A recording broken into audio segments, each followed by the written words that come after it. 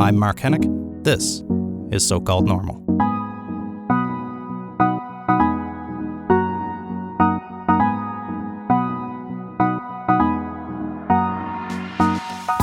Hey folks, welcome to So-Called Normal. I'm Mark Hennick.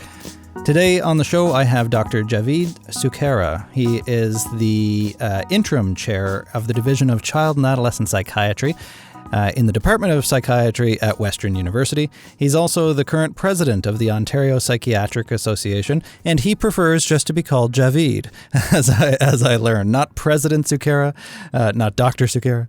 And this is my first time meeting him in person, but I feel like I've known him for ages because he has such an active social media presence. I really recommend going on Twitter especially and following him there. In addition to his work as a psychiatrist, he's also an activist. Identifies as an activist and an educator, and he does such a great job of that, of breaking down stigma about mental health, not only as a biomedical issue, but also as a social one and as a psychological one. So we spend a lot of our time talking about that. We cover a lot of ground, and I had a lot of fun talking to him. So I know you'll have a lot of fun listening. Here's my conversation with Dr. Javeed Sukhera on So-Called Normal. Should I call you Dr. Sukhera? Should I call you President Sukhera? Please call me Javeed. That would be the most appropriate thing to do. Got it. Okay, so Javeed, thank you so much for coming in. I've been wanting to talk to you for a long time, and we've had a number of mental health professionals on the show so far, mixed with a number of not mental health professionals. I think that's, for me, the most interesting way to have conversations about mental health is to include a broad cross-section of people. Mm-hmm. And what strikes me about you and why I wanted to have you on is because you seem to pretty regularly reach outside of the narrow confines of medicine, right? Mm-hmm. And what I mean by that is that it's not just all about diagnoses and DSMs with you. So can you tell me more about how you, and we'll dig deeper into this as we go along, but tell me more about your approach to psychiatry. What's your philosophy for how you practice medicine? So I think for me, psychiatry and medicine in general really and truly is a social science. Mm. The challenge is that most biomedical training environments and biomedical paradigms at times come up in tension against this idea of social science. Right, sure. For me, I chose medicine because I had experiences in life and had the opportunity to work in diverse global health settings. And I truly began to appreciate how the context of an individual's existence informs what happens to them and their health. Sure. But when I went through medical school, that was somewhat evident.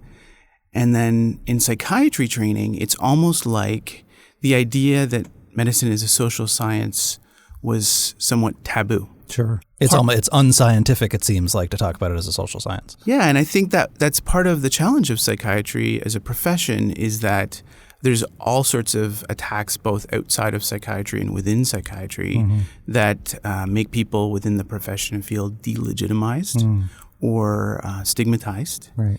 And a lot of mainstream culture has led to an overemphasis on a biomedical or exclusively biophysiological way of thinking. Mm-hmm. And it seems like that's the pendulum swings, I think, but it seems to have swung pretty hard toward biomedical model, especially in recent years, I've noticed. I don't know. Have you noticed that too? Yeah, I think it's been there for a while. Right. We're certainly not in the age of Freud and Jung anymore, right? It's and probably in a lot of ways for better, but also I think the fundamental neglect, I guess, of some of those core principles of psychotherapy and of understanding the human mind, nobody talks about that stuff anymore, it seems.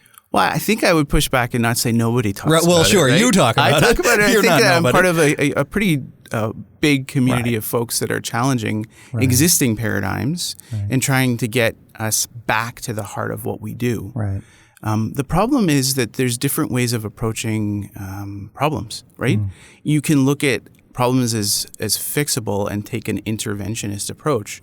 That if there's a problem and someone's suffering, there's someone who can help understand that suffering and offer a solution to that person's problem. But part of being a psychotherapist, which we learn in psychiatry training, I think we've talked about that before. Yeah. And actually I asked you very directly because that's not something that even still I'm not entirely familiar with, is the level of psychotherapy training that a psychiatrist has. Yeah, so I actually went in to specialize in child and adolescent psychiatry and had even more deeper training in psychotherapy. So when you learn to be a psychotherapist, you actually have to unlearn that implicit interventionalist approach.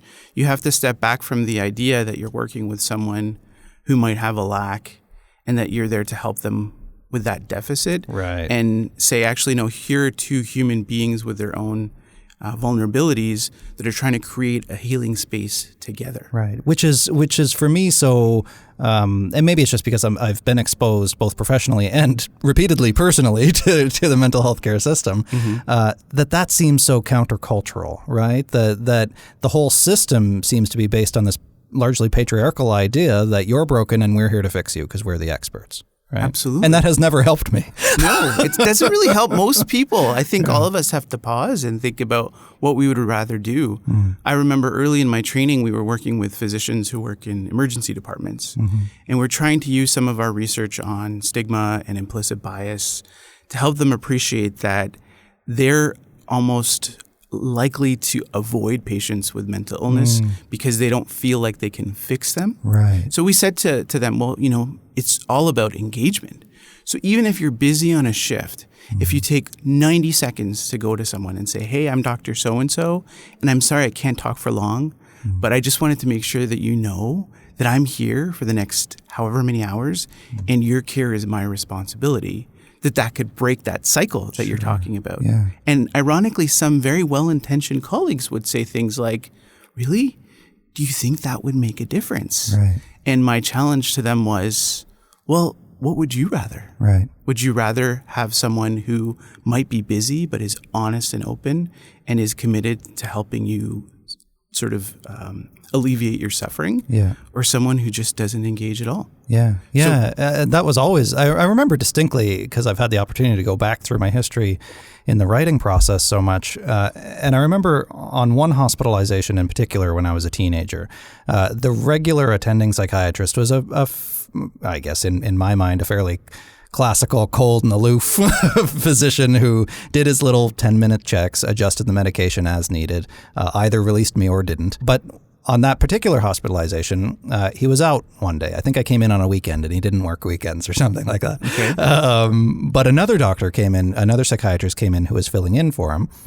Probably very similar training, working in a similar culture in a small town inpatient psychiatry unit. But he had that human approach. And he didn't do anything differently. He still checked my meds and still signed off on the forms. But I instantly felt more connected to that doctor than I ever did to the one that was supposed to be caring for me more regularly. I think that one doctor who actually took the time to ask me how I was doing forged a connection in those couple of minutes with me that showed me that connection was possible. Yeah, all it takes is that micro moment of connection to break these cycles of disconnection. Especially when you're so desperate for connection. That's why you're there in the first place, right? Absolutely, right? And that's part of seeing mental health as something more holistic, that's inclusive of some of the neurophysiological illnesses, but on a continuum that appreciates issues like trauma and appreciates that a lot of times seeing people who are suffering, there may be a disconnection or a need for connection that lies at the root of that suffering. Yeah. So do you think it's coming back to that idea of the pendulum swinging hard to the biomedical model? On the one hand, I get it that mental health awareness is more popular now than it's ever been. I think we're almost at peak mental health awareness in terms of the activities that are happening, and it's a good thing. The activities that are happening and the people who are finally opening up after all this long time about their struggle. But do you think it's helpful or harmful or neutral when people say things like mental illness is just like a broken leg or depression is just like cancer, attempting to make them equal, I think, by making them the same? Do you think that's helpful? Or so the answer to that, like many questions, is it depends. It depends. It depends. Yeah. And I think I actually, in my research journey, have unpacked a little bit of that. What matters the most to how you frame arguments to reduce stigma is the context in which those arguments exist. So if you exist, for example, like when I first started my training, I was working with people in acute care hospitals. In that environment, the idea of someone being unfixable is part of what feeds stigma. So if you can help people see examples or counter stereotypes of recovery or how connection can work or how connection can break the cycle, then that example might resonate more. In another setting, like public education campaigns, there may be nuances where that same metaphor isn't as useful because everyone's going to see it through their own bias and their own lens. Right. I think I've been thinking about those analogies or similes, I guess, a lot, because when the discussion around physician-assisted dying came up here in Canada, a law which we have, but which excludes mental illness as a sole factor, an exclusion that I personally support. This idea came up a lot that, depression, severe and persistent depression is just like cancer and therefore is terminal. Well, no, that's actually not true, because we have a lot more research, we have a lot more funding, a lot more support. There's a lot clearer of a treatment pathway. There's still severe issues, of course, in all parts of the healthcare system. But somebody with severe and persistent depression has probably been screwed by the system so repeatedly that they feel hopeless and broken, and they haven't had the same opportunity for care. So I actually feel like it can be harmful in those kinds of environments. Yeah, I agree. I think in general, psychiatric or mental illnesses are marginalized. They're poorly understood. They experience, as a result of that marginalization, outcomes for people who are suffering that aren't really aligned with how those problems work. The analogy I use is, if we had 12 guys who got together and tried to construct a women's bathroom. Which is probably how most women's bathrooms are constructed. Right. So it probably wouldn't be exactly ideal. Right. And it's just the same that if you don't inform the design of health services or medical treatment through the lens of mental illness or through the lens of things like trauma, then there are people who fall outside of the norm who are probably going to end up not finding what they need out of that service. My mother was a nurse for 30 years, her entire professional career.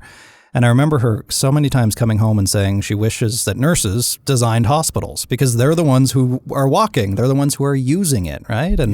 And it always reminds me, too, of that, I don't know if you've ever seen it, one of those memes that shows how environmental design works in urban planning and how you have a sidewalk that comes at a 90-degree angle around a grass field, and then there's a pathway where people actually walk to get around that corner instead because it's faster, it makes more sense, it's easier, there are no obstructions, right? Yeah. And if we could design the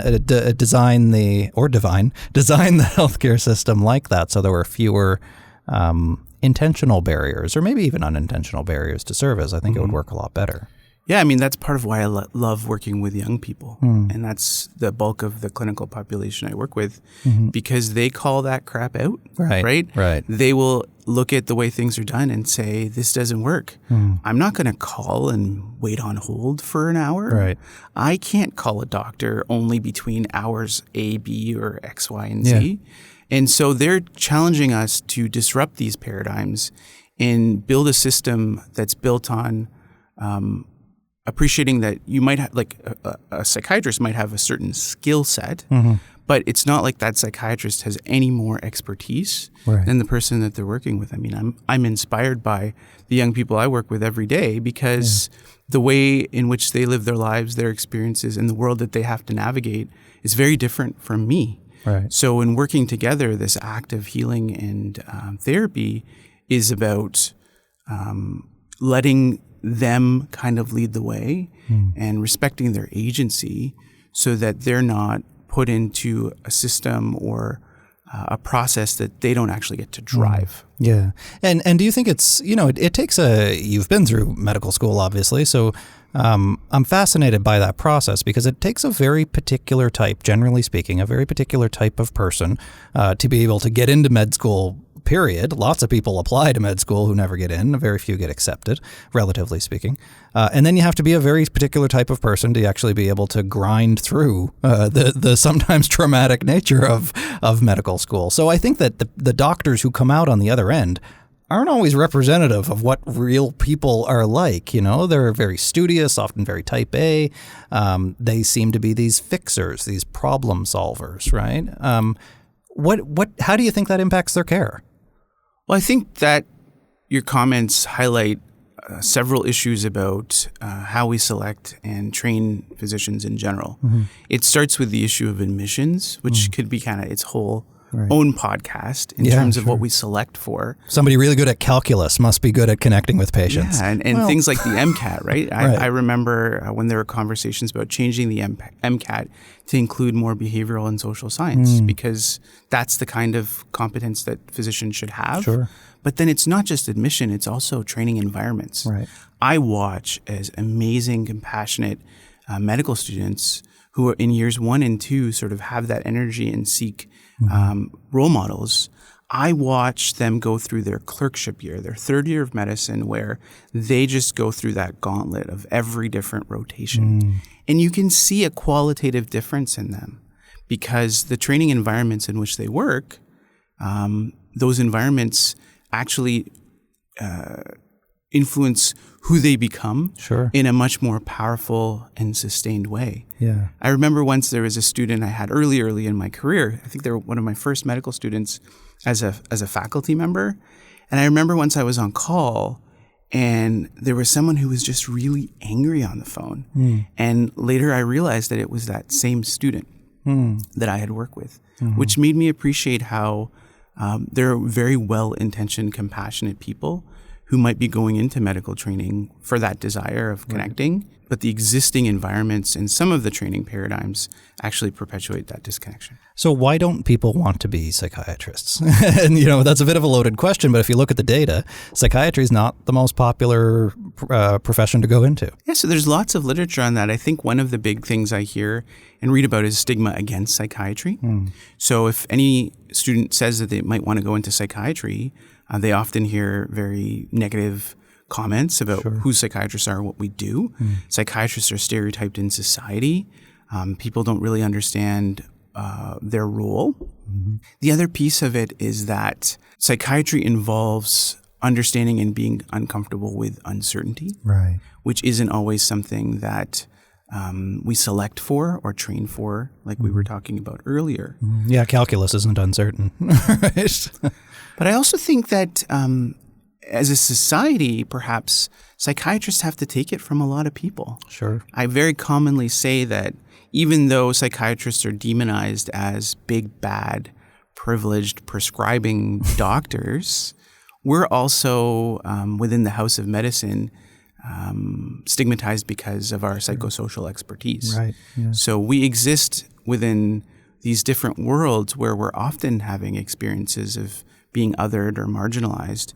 And when students see that in the environment that they work in, that doesn't make them as excited as possible. Yeah, why would I voluntarily want to be marginalized? Yeah, and students ask me that all the time. They'll say, how do you deal with that? I really noticed that. I'm really worried about that. But my response to them is, it's one thing to be worried about it. I would say I try to leverage it as a superpower. If I know what it's like to be marginalized, that's going to help me appreciate what my patients go through. Oh, interesting. Because guess what? They're marginalized too. Right. So I think that dual identity, that experience of vulnerability is part of what we draw upon or can draw upon as psychiatrists to actually be much more compassionate professionals. Yeah. Now, you've spoken a number of times, including very recently, about the shortage of psychiatrists as well. I assume that this stigma is in part responsible for that. Yeah, I think that there's lots of factors. The biggest factor I'm always very clear about is that we intentionally underfund mental health treatments, particularly in a Canadian context. We underpay psychiatrists compared to other medical specialties. But we also, in terms of the shortage, we haven't really been taking a serious look about health human resources in most Canadian jurisdictions. So if we don't take time to appreciate that, there is not only a shortage of psychiatrists, but that lots of psychiatrists are going to retire in the next 10 years. There's actually going to be an even worse shortage.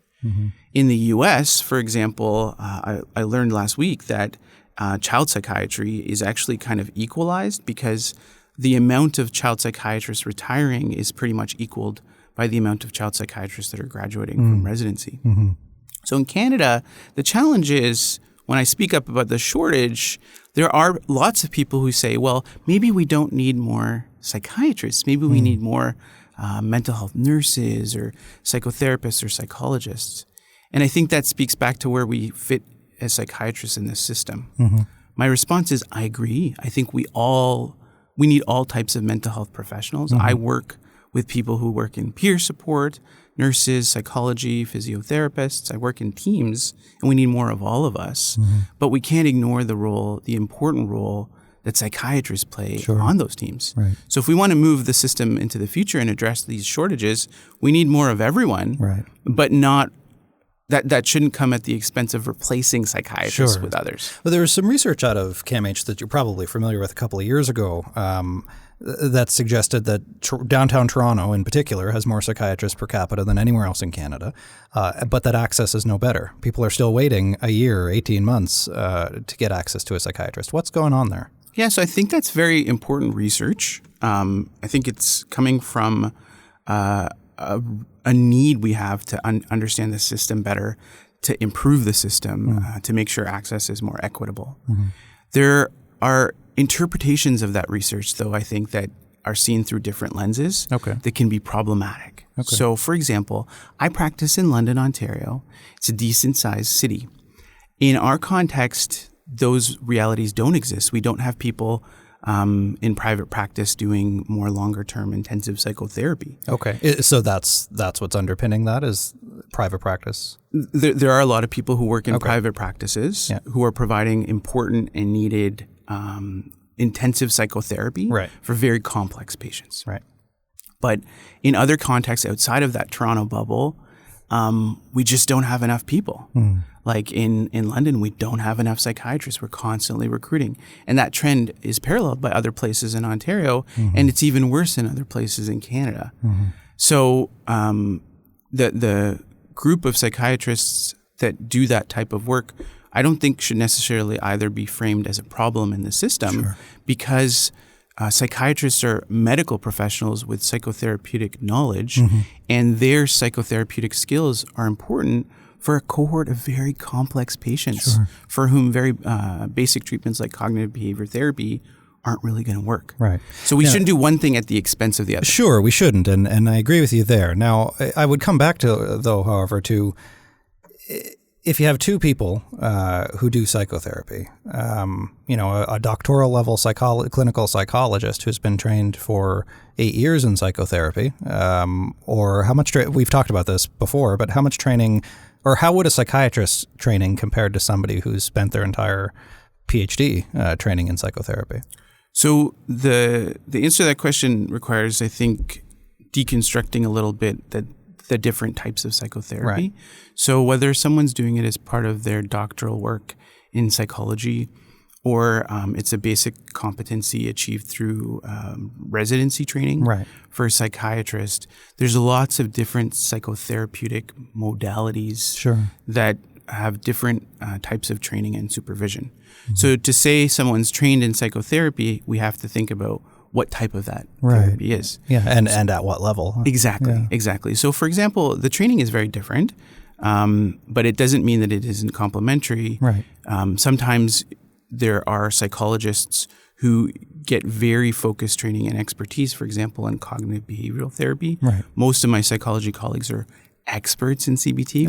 Everybody's an expert in CBT. Way more of an expert than I am, for sure. Well, it's kind of it's pretty much the only game in town when it comes to psychotherapy, unfortunately, in some ways. But, yeah. So they have that really deep-seated expertise and have done research and understand it. They're also, most of the time, much more better at psychometric testing and things like neuropsychiatric assessment than psychiatrists. Most psychiatrists have to be trained at a significant level in some of these basic psychotherapies. That involves both teaching and training in a classroom or experiential or case-based setting, but it also involves longitudinal supervision. Right. Supervision, I would say, is one of the core components to being able to be good at psychotherapy or certified to be psychotherapist. So I was just talking about this with somebody over dinner the other day, because I do this in both my professional and personal life, how when I was looking back over my medical records over a 6-year period in my adolescence, I saw, looking at the medical records all laid out in front of me, a very clear trend. I became a frequent flyer because I was increasingly not getting my needs met and increasingly trying to get my needs met and escalating over the course of 7 hospitalizations. Nobody saw that at the time. I just became, on a case-by-case, meeting-by-meeting basis that had no connection to the rest of my history. So when you actually take that longitudinal, I think I would have really benefited from somebody taking that longitudinal look at the progression of my case over the period of various hospitalizations, years, things like that. But I want to come back to the reason why I was asking about the level and depth of training in psychotherapy. Where do you think a psychiatrist's skills and training, and it probably depends on each psychiatrist, but where do you think in general it's best targeted? Because it seems like you want to use the people for the jobs that they're best at and maybe hive away some of the other stuff that takes up a lot of their time, right? So your question is a very controversial question. Is it? It is. That's what I do. It is. It speaks to a bit of the existential crisis that I think psychiatry is undergoing as a profession. And there's varying opinions and perspectives. There's lots of very passionate people who feel very strongly about one thing or the other. My perspective on that is that we should be experts in being integrative. So by very virtue of our identity as both medical professionals trained in those biomedical paradigms and also psychotherapists trained as we should be in the psychotherapeutic approaches, we should be a profession that's best used for our skills at integration and for seeing the whole person, thinking not only about what's happening with them biologically, but psychologically, socially, and being able to really, through that biopsychosocial approach, help untangle what the problem might be and help them move towards healing. Now, the challenge is this idea of consultation versus care. There are lots of people who think psychiatrists are a short supply, so all we should do is provide consultation. Right. And my perspective on that is pretty clear. I think that would be a great disservice to society. If all we did was weigh in and see people one time, we would miss out on the opportunity to build relationships and actually follow people through their healing journey and experience some of the reward that comes from working with someone and seeing them succeed and thrive. Right. Well, and that stuff happens in context. Prescribing happens in context, right? If I remember when I was prescribed my first antidepressant, and all antidepressants, as far as I know, all antidepressants have a black box warning against prescribing against kids. I was 12, and nobody checked in. Nobody followed it was just a set it and forget it kind of thing, because that person didn't have that kind of training. It's a small town. They were just doing the consulting type thing. They weren't really following the case. And I think that's what you need. You need somebody to see those changes. You do. It's also really challenging to have people from outside of a profession try to reshape that profession. I think all of us can appreciate that if you belong to a group that has an identity, it doesn't really help to have outsiders who truly don't understand what you do try to change what you do to serve their purposes. And that's why I think there's a whole generation of psychiatrists like myself who speak up against some of the coercive underpinnings of our profession and really advocate for more of a recovery-based, holistic approach to practice. And if we commodify care by just compartmentalize or think the word you said was like scooping off pieces into their constituent parts, I think we miss the idea of being able to be integrative in seeing the whole person. Like I work in a pain clinic, just to give you an example. So I work in a pediatric pain program as a psychiatrist. It's one of 4 programs in Ontario that helps kids and teens with complex pain disorders. And it includes psychiatry, psychology, anesthesiology, nursing, physiotherapy, pharmacy, and social work. Wow. So, Talk about wraparound. But what we have is, we always say to people in our program, the health system is designed to see you in your parts, but we were built to see you as a whole. And that's because pain, like many symptoms, is a complex thing. It's like a puzzle. If you try to just see the pieces, it's not going to come together. And if you try to fix it in pieces, it's actually not going to help you. And then you result in an opioid crisis, it seems. Exactly. So how do you balance that then to drill into your work specifically on pain? How do you balance that, right? If somebody has real pain and opioids seem to be the go-to remedy for that. So how do you work around that?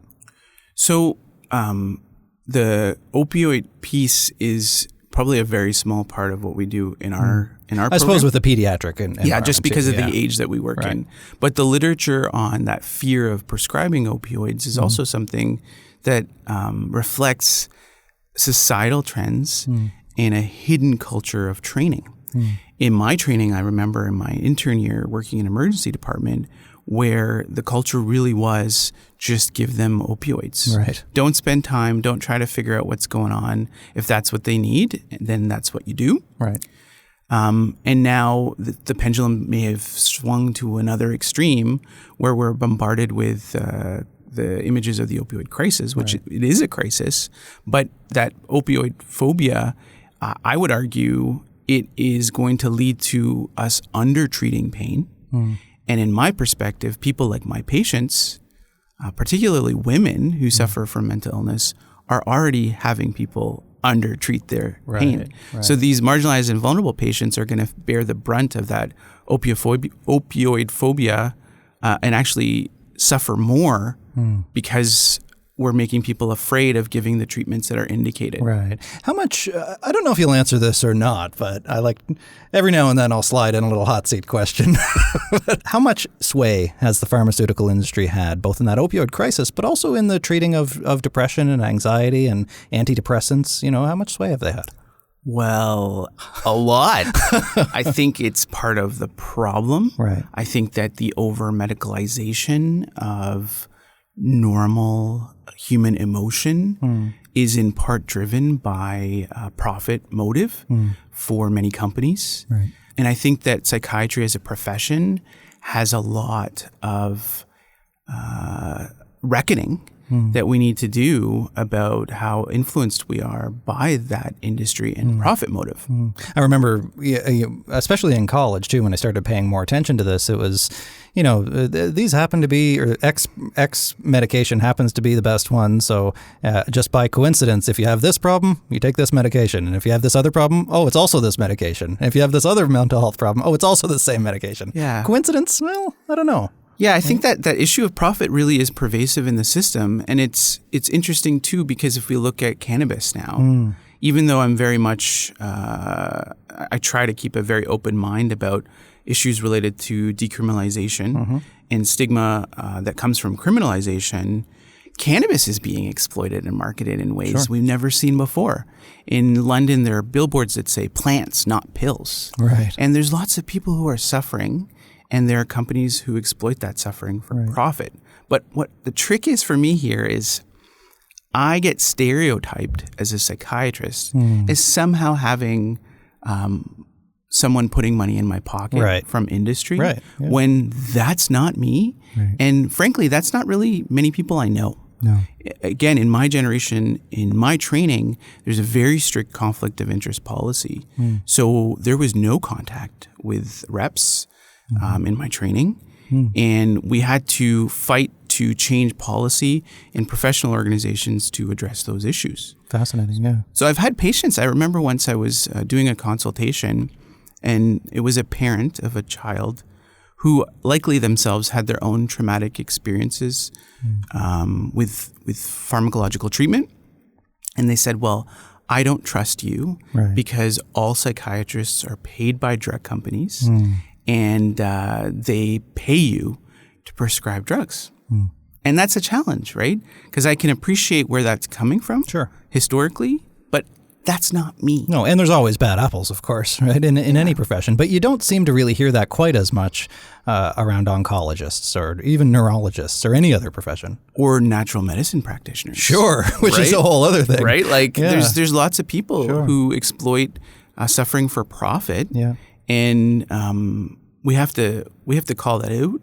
But at the same time, I think we have to look beyond stereotypes and take an opportunity to see the physicians and nurses and all the professionals we work with, who they are as human beings, and see beyond our own stereotypes as patients of what they might be. Yeah.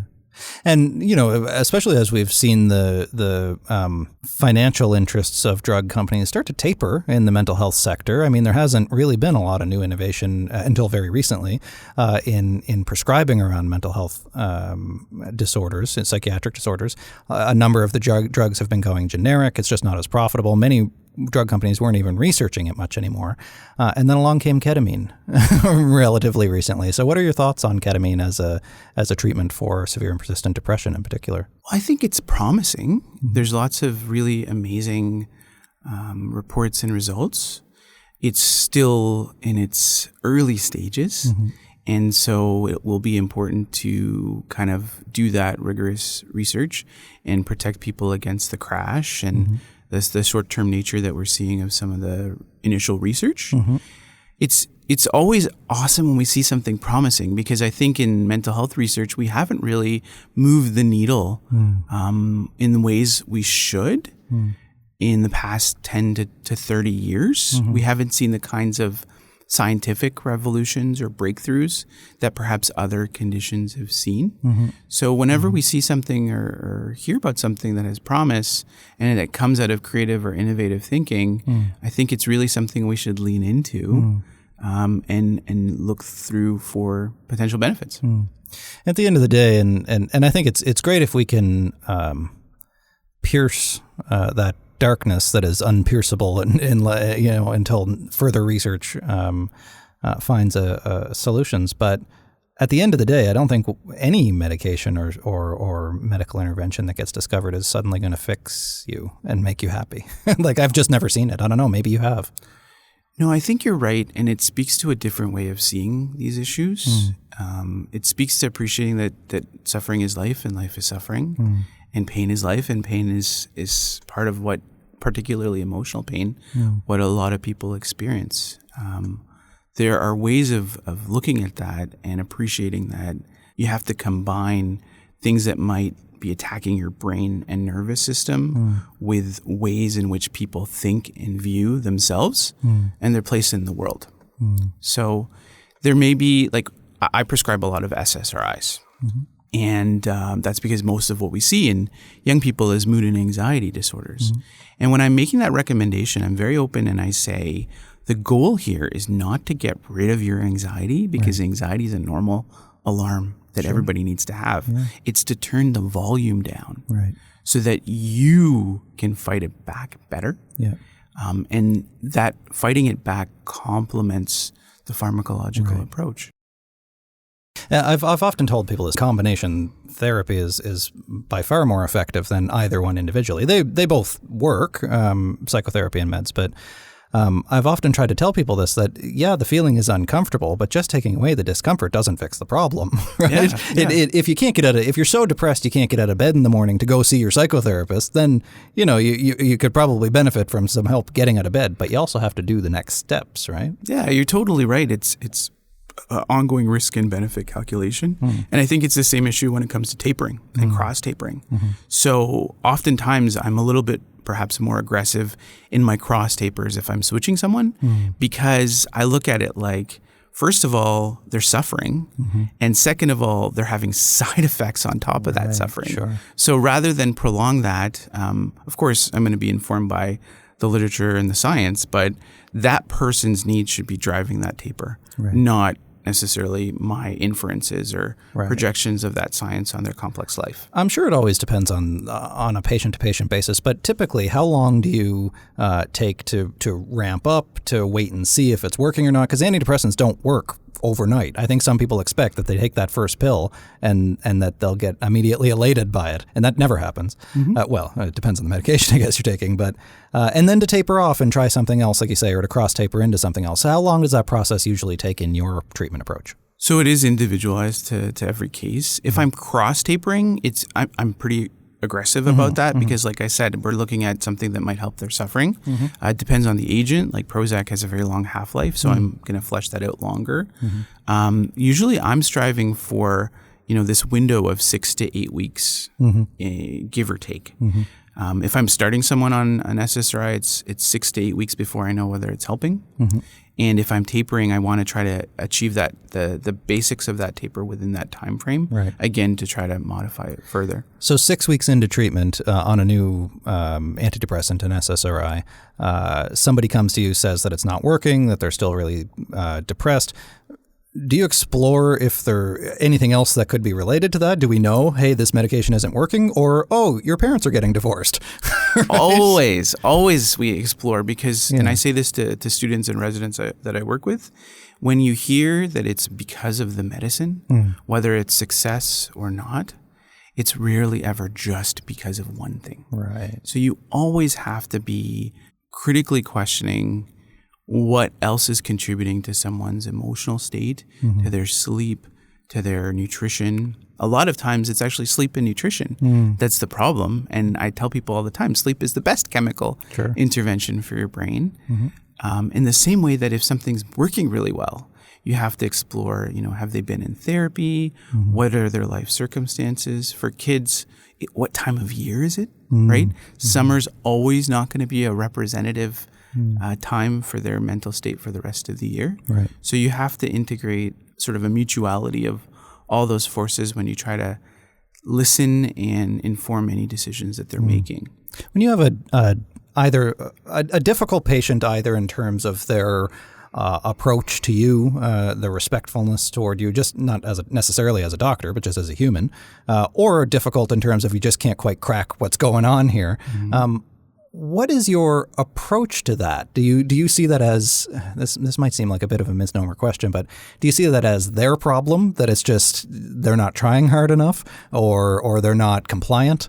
Or do you see it more as, okay, we got to figure out a way to get around that, right? We got to find a different approach. How do you typically approach that?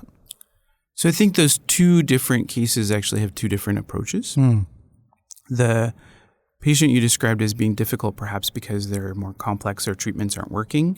I see that more as a complex patient than necessarily a difficult patient because we see a lot of those patients. I think those circumstances require continuing to believe in success for that person and not giving up hope.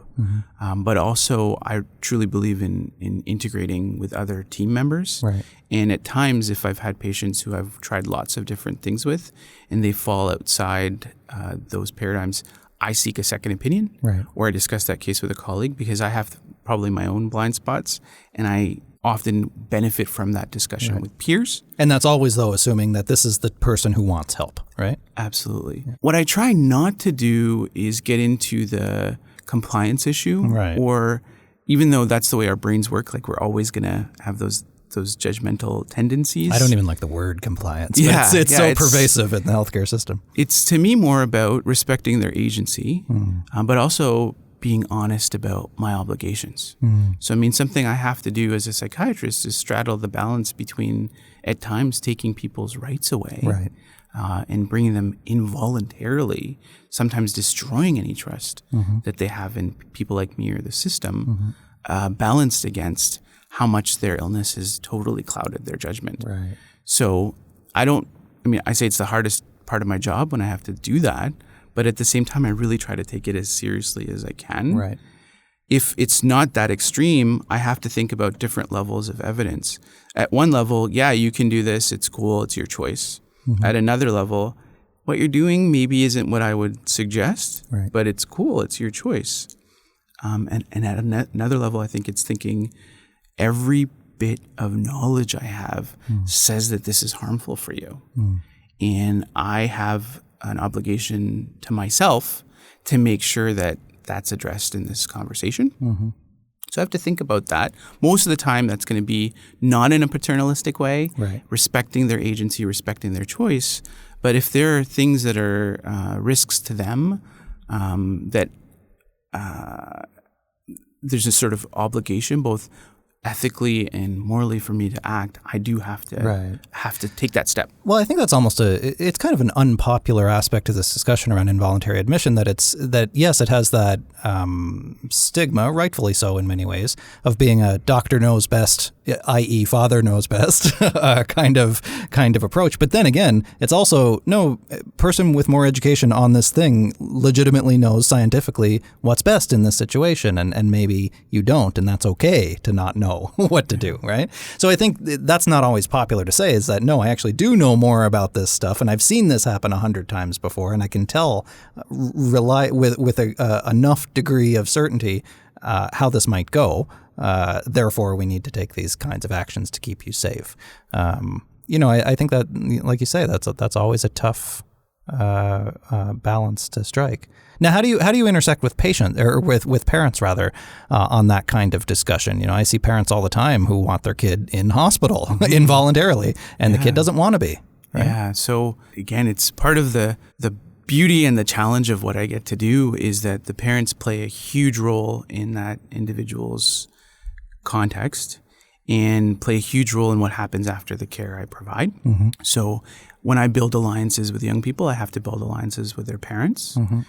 I always say I will always be on your kid's side. So I can't truly be completely impartial because that's often the nature of what a psychiatrist does for their patient. Right. Sure. You're not a judge or you're not a judge. It's your job to not be judgmental, I would hope. Yeah. But I have to respect parents, and I have to respect that they know their child and see their child more than I do. I also have to respect that they may or may not disagree with their child about the course of action. So those conversations really end up being about, for better, for worse, as much as you and I may agree or disagree that your child in our system in Canada has the right to make that decision, and that we have to appreciate that forcing them to do something isn't always, and I would say actually mostly, isn't effective. Right. Often it has the opposite effect. And, not many people usually talk about how traumatic for example, a suicide attempt is.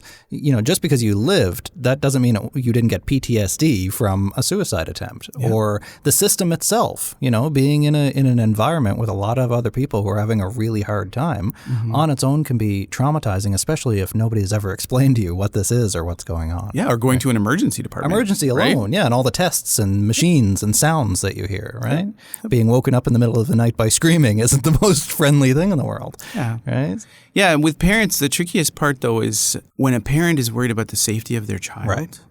That is so real and so visceral. And we have to appreciate the trauma that parent experiences and the fear they have.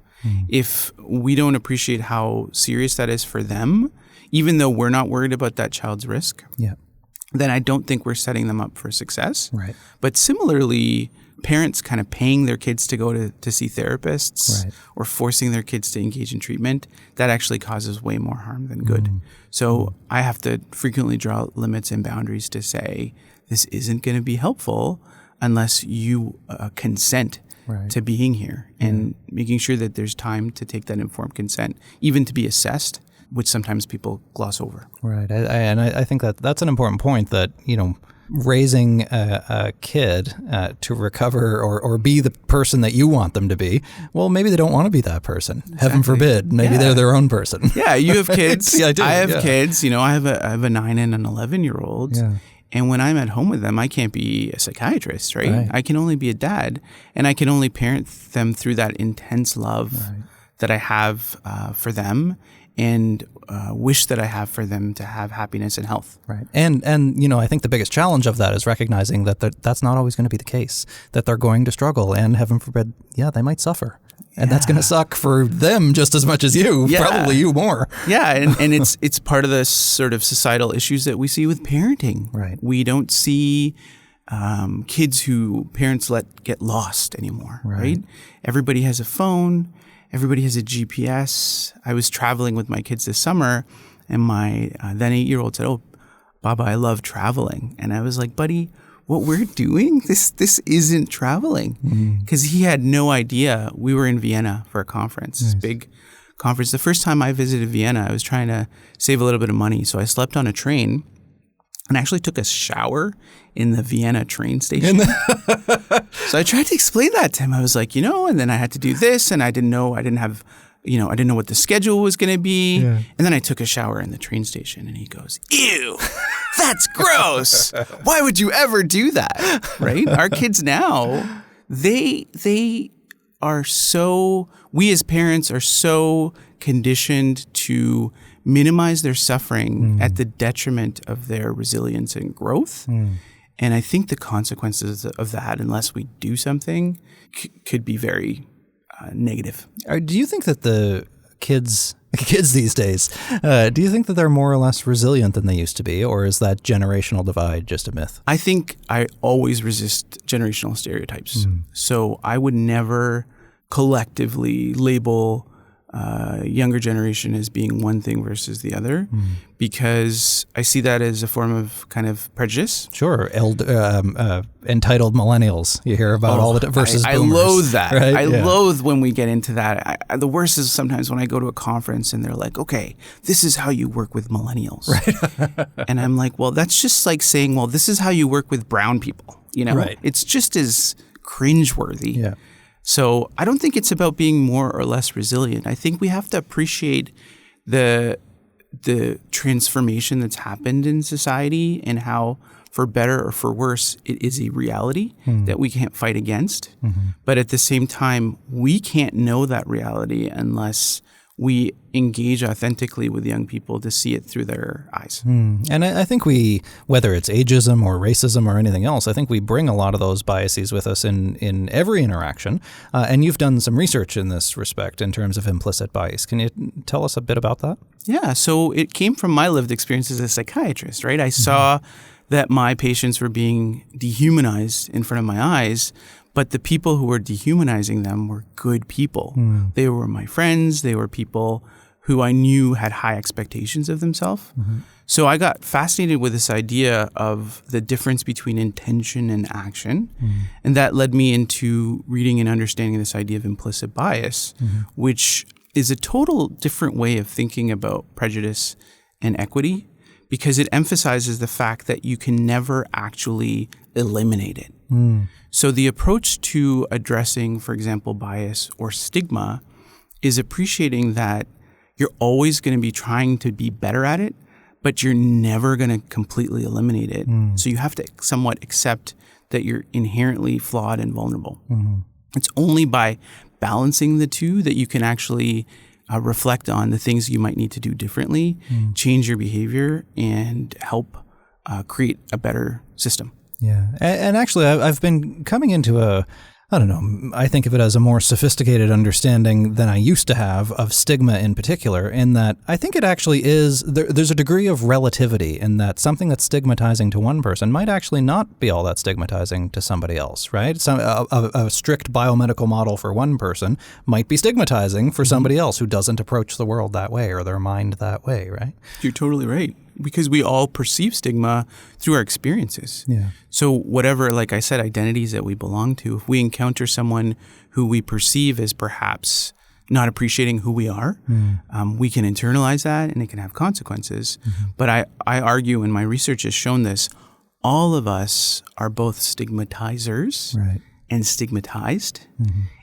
It's a really important distinction between certain approaches which, particularly in this call-out culture, just point that finger and say, you're oppressing me. Right. Well, that is at times important, but without appreciating and looking in the mirror that we are also oppressing others, or can or will, we're not going to move the needle. Because then otherwise we're going to burn all our energy into pointing the finger at each other instead of taking time to appreciate that what we have in common is that we're just flawed and we're working as hard as we can to be better. There's a researcher who you're probably familiar with out at Queen's University, Dr. Heather Stewart, an epidemiologist out there. And I've heard her mention a number of times this divide between attitudes and behaviors, or as you just said, I think as an equivalency, intention and behavior. Yeah. So I see it as kind of the same idea. And this idea that, or it reminds me of this idea that we've been raising awareness of mental health in earnest now for not all that long. I mean, 10 years, I guess, in a really intensive kind of way, it seems. But it hasn't necessarily led to changes in behavior. Yeah, people are saying, reach out, talk about mental health. It's okay to talk about your feelings, all this stuff, but it hasn't actually necessarily translated into how people act toward one another, it seems. Yeah, Dr. Stewart is exactly right. And I think for me, that's exactly why I went into understanding implicit stigma. And a lot of work that I hope to do in the future is actually looking even further at structural stigma. Stigma at a societal level, stigma in policies, in organizations, in how we assess for violence in hospitals, for example, and how we report physicians who might share with regulators that they have mental illness. Because we haven't moved the needle the way we should have. And it's one thing to be more open and accepting, which is great that we're better at that. But at the same time, the experiences that most of the people who are suffering from mental illness and addiction, which is a whole other challenge with stigma, are quite blaming and shaming. So for us to move the needle on stigma, I hope through some of my work and collaborating with others in the field that we can begin to kind of deconstruct the way we approach not only the way that stigma happens, but how we tackle it and how we change it to make our health system a lot more equitable. And I think that, certainly speaking truth to power and not being afraid, especially in a Canadian context, to call out people who may be part of the problem is something that I admire you for, because I notice that you call out the provincial government who have not actually been super helpful for mental health in the province of Ontario, for those of you who aren't listeners who aren't in Canada. I think that that's important because I cringe when people who I know, who I've worked with in the mental health sector, see the same data that I see. They see the same decisions and the same stigmatizing language coming from the same political leaders. And yet, because healthcare is a provincial jurisdiction and they get their money from the provincial government, the next day they're in a picture shaking hands and smiling with the same people who are biting them, right? And who are damaging the system. I was just talking with my producer before you came in about how I have been in those roles before and I can't do that. Maybe I'm just too principled. I don't know, but I find it so unsavory. It's a tricky balance. And I think it speaks to how I see myself as an activist. Right. I truly believe mental health is a nonpartisan issue. And I believe we have to resist the partisanization, if that's even a word, or we have to resist making compassion about being one political group versus the other. Right. Well, and I'll also qualify too that I get why these people do it, because they have to, because it is mental health is partisanized, if we're going to use that word, by political leaders, and they demand a certain fealty in order to get the money, I guess. And if I was in a leadership position that needed that money to help people, I don't know. I guess I can empathize with them. It just still makes me feel dirty. Yeah, well, the problem, too, is that I think we've had successive governments in Ontario and Canada of successive different types of political parties who haven't really truly addressed the gross underfunding of mental health, right? Yeah. So we really have to start there. I know lots of times I say, we're underfunded. We can't do more with less. And I get back, well, realignment or reallocation, or I don't want to keep hearing about underfunding. We're wasting things. Let's be more lean. Well, I don't want to do more with less. I want to do more with more. I'll tell you, I've been in practice for almost a decade, and I've gone from sleeping to being up all night. Yeah. I was on call last night. I'm post-call today. I woke up at about 1:30 a.m. and 4 a.m. Because now the numbers are greater. So how can only one of me possibly do more without that taking a toll on the mental health of people who work in the system? Right. So we have to address funding. Yeah, we can do system reform. There's all sorts of cool, creative things we could do. But if we're not going to fund the most basic treatments that kids and youth and adults deserve, then what are we going to base those reforms on? And it costs a lot of money. So you can understand why governments who have all sorts of people they need to keep happy to stay in power may not feel like they can invest the kind of money that they need to.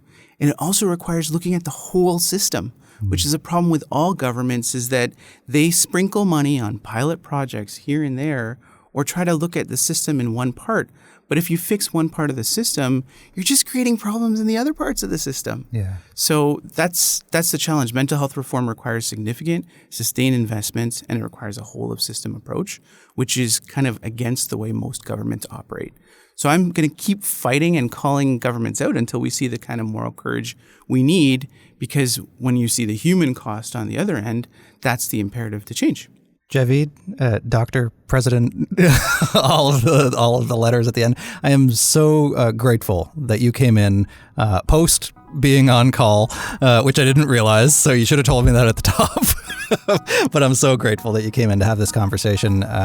It's been fun for me, but also extremely educational, I think. And I'm so grateful that you're doing the work that you're doing in the system. Thanks so much. It's been a fantastic opportunity. Thanks for the conversation. All right, that's my conversation with Dr. Javeed Sukhera. Go check him out on Twitter. Follow all of his advocacy work that he's doing in the mental health space. You know, I thought it was fascinating, especially near the end there, the conversation that we're having around implicit bias, around this difference between awareness and behavior, because I think this is something that we need to pay more attention to as mental health advocates, or even just everyday people, how we stigmatize, because we're always the last ones who say that we're part of the problem, and maybe we're not, the evildoer who's spreading stigma about mental health and mental illness, but maybe we do need to change some of our own beliefs. And I think that critical analysis of what we ourselves believe is key, especially if you're a healthcare provider. So I'm so grateful to Javeed for coming in a while after he was on call and being so tired, I'm sure, to have that conversation with me.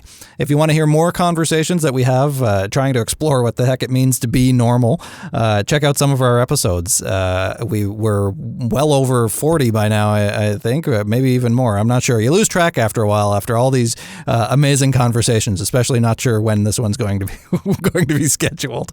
But go check them out on Apple Podcasts. While you're there, subscribe, head down and to the bottom of the feed and leave us a star rating, leave us a review. That really does matter. It helps a lot to get the show seen.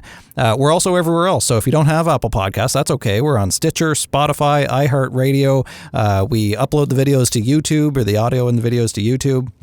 So you can find So-Called Normal just about anywhere. Go subscribe and share with your friends. If you want to learn more about me and what I do, as well as the podcast and when the new episodes come out on Mondays, you can follow me on social media too. I'm at Mark Hennick, at MarkHennick on Twitter, Facebook, YouTube, LinkedIn, Instagram, everywhere else.